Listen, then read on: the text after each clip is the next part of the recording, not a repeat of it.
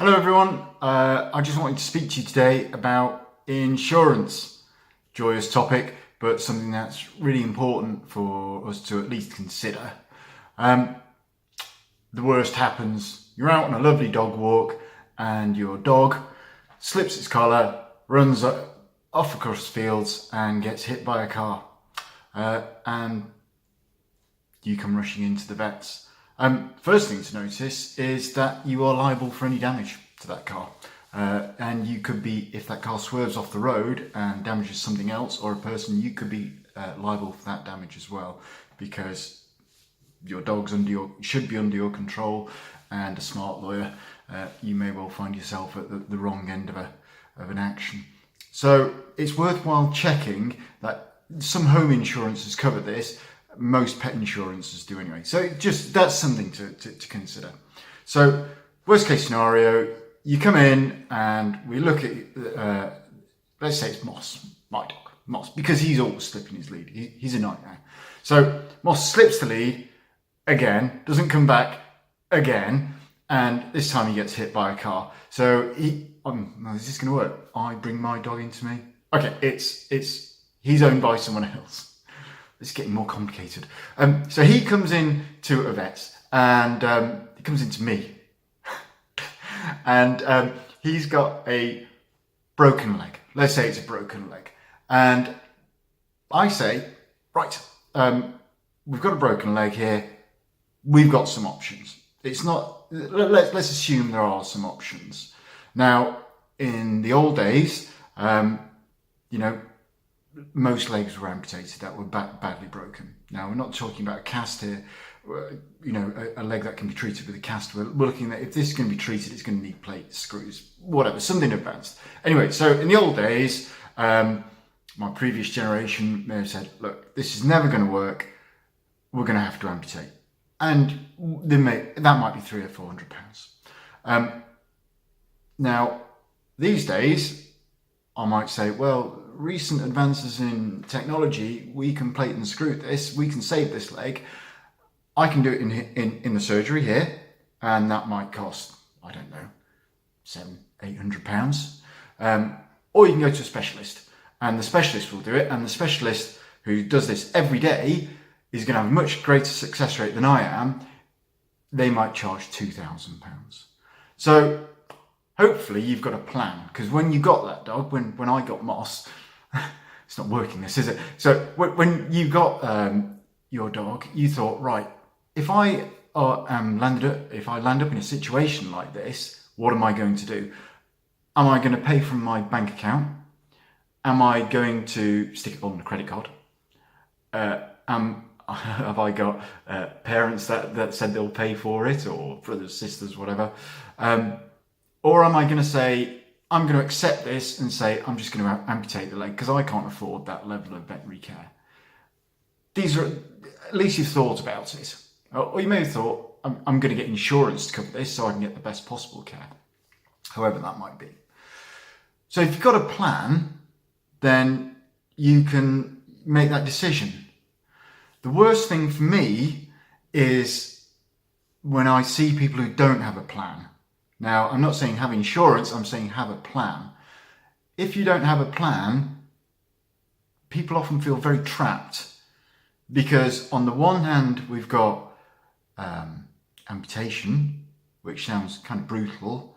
On the other hand, we've got a £2,000 bill, and people often feel guilty if they can't afford that £2,000 bill or the £1,000 bill, and they have to go for the amputation. And all kinds of problems occur. We look at, putting them on interest-free credit plans, or they're asking around for people to help them pay bills. It's just awful. So have a plan. The lesson from all this is have a plan what you're going to do. Now, some people decide they're not going to self-insure, because your pet insurance is not like house insurance. Your house burns down, that's it. You need insurance to rebuild a house. Some people say, actually, I'm going to set aside a few quid every month and I'm going to self-insure for this, and I'm going to pay if it's £2,000, and if it gets to 10,000, they've gone away for some extraordinary chemotherapy somewhere, then, maybe I'll pay for that or make other decisions. But they've at least thought about it. Some people say, actually, I'd rather just pay my insurance premium and have them deal with it all. So I don't have to think about it. So they come into the vets and, the vets we just sort it out, and, there's no financial pressure at that point of where you have to make a real decision. So let's talk about insurance. Now, if you bring a dog in with a problem and you're not insured, you can't get insured for that problem. And if you try to get insured for that problem, they will either refuse, or if you lie on the application form, you've committed a criminal offence and you could end up in jail or a fine or with a criminal record. So, don't do that. So if you've got the problem already, you can't get insurance for it. It will be excluded. And exclusion is a technical term for these things. Any condition that the insurance company won't cover is called an exclusion. Most insurance companies will have a waiting period as well, usually around about 2 weeks. Essentially, you take the policy out and the policy doesn't become active for another 2 weeks. So if your pet gets ill in that 2 weeks, you won't be covered for that illness. Now, some policies will actually allow emergencies during that 2 weeks. So if your dog gets hit by a car, it's not your fault. These things just happen. So you may well be covered under that policy. The 2 weeks is there essentially because they're trying to eliminate those people who think, I've got a bit of a problem, but it'll wait 2 weeks. I'll take the insurance out now and I'll see the vet in 2 weeks' time. So that's what it's there for. You've got this waiting period. So let's talk about cover, because in the insurance world, and I think it's very common to slate insurance companies, but I think you very much get what you pay for. And insurance companies, yes, they have to make a profit, but at the end of the day, their premium is a reflection of the cover that they provide. And the cover they provide is essentially on the risk of whatever it is they're covering happening, and secondly, the amount of money that they'll pay, and for how many conditions. So let's talk about the condition. In this case, a broken leg. Now, the insurance company may well say, right, okay, broken leg, we're going to cover that up to a certain amount, and that's it, you get the money for it. Now, that amount that they cover up to is, I suppose, the policy limit, the cover limit, and it can be sort of £1,000, 2,000, 5,000. It can be a variable amount between the insurance companies. I think the cover that you should be looking for, I would aim for sort of the £5,000 mark, because that will give you the greatest options. £1,000, not really worth it. £1,000, £5,000 is where you want to be looking at. The next thing is that cover for that condition, or is it for the whole animal? So you have cover for £1,000. You come in and we say, well, we're not going to amputate. Let's repair it in-house, so we can do it for, say, £700. You spend £700 of your limit on getting the dog's leg repaired. The £300 that's left on that, is that then just for broken legs, or is it for everything? So essentially, say the dog in 6 months' time, keep saying dog, but it applies to cats obviously as well. In 6 months' time, if the dog comes in with, develops diabetes, does that 300? Are you only left with £300 to spend on diabetes, or have you got another £1,000 to spend on diabetes? So the cover can be per condition or per animal. So that's the second thing to think about. So we've got the amount of cover, and we've got, is the cover per condition or per animal? So that's something else to think about. Third thing to think about is, does the cover refill per year, or is it for the lifetime? So in the worst case scenario, again, £1,000, you spend £700 on repairing that leg, you've got £300 then to spend on any condition for the whole lifetime of that animal. This is a poor insurance policy, and that's why it costs £4.50 per month. The best insurance policies, or the most comprehensive policies, will essentially refill that that amount every year. So say, right, January, you got, or at the start of the policy term, you've got £1,000. You go through, you spend, I don't know, £700 again on repairing that leg, and at the start of the next policy year, it refills back up to £1,000 again.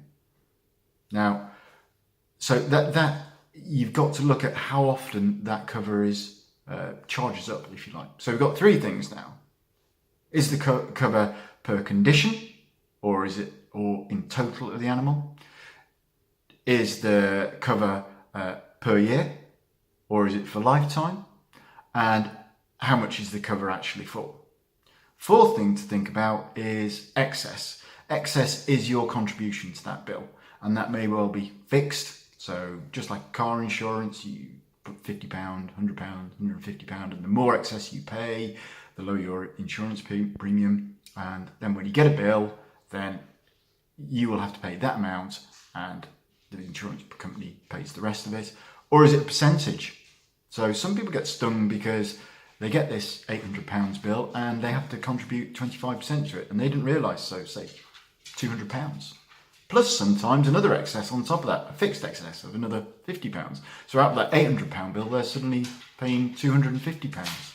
So yeah, watch out for excesses as well. And finally, does the insurance cover you for other things? So diet, physio, kenneling, lots of different things like that. So I mean, it might even cover you for travel arrangements and things. So we've got, those are the basics with insurance, and those are things that you really, really need to look at and you need to understand, because otherwise you may well have a shock when you come to paying the bill. Suddenly that insurance policy that you've got doesn't cover you for the amount that you thought it covered you for. Like I say, you could have an insurance policy which says £1,000, and you get a bill for 800, and actually you're paying 25% of it, so 200 plus another, let's say £50, £250. So you've got a bill for £250, and that £1,000, you've only got £200 left to spend on any condition for the rest of your animal's life. So, you know, that's pretty crappy insurance, to be honest. The best insurance policies, and what I always recommend, is per condition, £5,000 that recharges on an annual basis. That's the most comprehensive, and that's the one that will cost you, I don't know, 20, 30, 40 pounds a month. It depends on the dog. And obviously as the dog gets older, the insurance premium will go up because the risk of problems goes up. If you've made claims already, you may well find the premiums going up as well. So you very much get what you paid for, like I say, and it's really important you know what you're getting, because it's a gamble. Insurance is a gamble. Other things to consider are, is the excess, once you've paid it for a condition, is that it? Do you never have to pay that excess again? So you have diabetes, you pay the excess at the start of the condition, and then for years, hopefully to come, you never have to pay it again. Some insurance policies, every new policy year, you have to pay that excess again. So that can add up over a number of years. Does the insurance company pay direct claims to the vets? So when you get your bill, can you arrange for the insurance company to pay directly to the vets? Because normally what would happen is you pay the vet, the insurance company pays you. But for big bills, what you can do is get the insurance company to pay the vet directly, and you just pay the excess. So first of all, can your insurance company do that?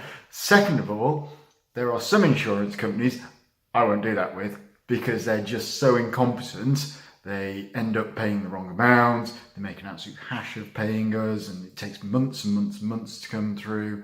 So we have a small list of insurance companies where we say, I'm really sorry, but actually we can't organise a direct claim with them because they've proven themselves to be completely incompetent in the past.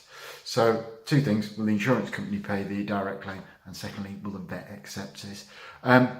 And finally, and one that surprises a lot of people, is in the case of a long-term condition, let's take diabetes again, is that cover going to be for life, or are you going to find that after a certain amount of time, usually a year, they stop providing cover. So your insurance policy year maybe starting, I don't know, February, and your dog gets diabetes in July, and 12 months elapses, and you may well find that they say, no, sorry, 12 months from the date of first claiming, we're not going to cover you anymore. Better policies will continue to pay for the life of your animal. The next thing to think about we were talking about exclusions. So let's imagine an illness. So your dog gets itchy when it's 2 and comes into the vet, and I say, I think you might have an allergy here, or we think that we've got some kind of skin condition going on. I enter that into the notes. You go away quite happy. In 2 years' time, you think, I'm going to take a policy out, and you forget. You just forget about declaring that they've had a skin issue 2 years ago, because that was 2 years ago. You then come into me in 3 years' time with an itchy, your dog's itchy again, and I say, okay, this is an allergic skin condition, we can work it up. And you say, okay, yeah, I'd like you to work it up. I'm going to put this on insurance. So we send off the clinical history to the insurance company, and the insurance company said, no, 2 years ago, you had, it was noted in the clinical history that you had an itchy dog. So we're not going to cover that. So I always try and explain to people that if we're about to embark on a costly treatment procedure, and you have got insurance and you're going to be claiming on insurance, is let's phone the insurance company first. Let's see exactly what you're covered for here. Let's look through the clinical history and let's put ourselves in the picture. The classic problem, and you know what? Men, it's always men that do this, is they look at the dog's insurance, and you took out the insurance when they were a puppy, it's great insurance and it's £30 a month, and we've looked at some skin issues and things like that, and you've never really made a claim on it, and you go, £30 a month is no good. I'm going to insure, I've just got a quote, £5 a month. Why are we paying £30 a month? We could be paying £5 a month. Change it over. So we change over the insurance company. You don't think to mention about skin conditions. You've just changed the insurance company. That skin condition that was seen for before on the previous insurance policy, whether you made a claim or not, is now a pre-existing condition and will not be covered by the new insurance. And so we get to the point where we say, we need to make a claim, and you can't make a claim on it because the insurance policy changed and there was a pre-existing condition there already. So that catches a lot of people out. The other thing that catches people out is, and I think this is really unfair sometimes, is cruise ship problems, or, I know there are specific clauses. Cruise ship problems is the one at the top of my mind at the moment. So someone comes in, their dog's had a cruise ship issue, and what the insurance company, we repair it, the insurance company pay out, and then they say, no more joint problems, no more cruise ship problems. So if the cruise ship goes on the other leg, they're not going to pay out for it. So that's something else to watch out for, all these little sneaky exclusions that they will exclude in the future. So they should write to you, I think, about these things. And I think there is a case for writing to the Ombudsman, because you can't expect for you guys to understand what the potential consequences of a claim are sometimes. And I don't think some insurance companies are brilliantly clear at communicating that. So watch out for that one. So if you make a claim, it might not be the same condition that you claim for in the future. They might say after 12 months, we're going to exclude this. It might not be exactly the same condition. It might be a related condition like arthritis or the other leg, or some other kind of joint condition. And suddenly you find that because you've had a joint condition in the past, they're not covering any more joint conditions. So watch out for those exclusions. I think that's about all, really. If you've got any questions, stick them in the comments and I'll try and answer them. Yeah, see ya.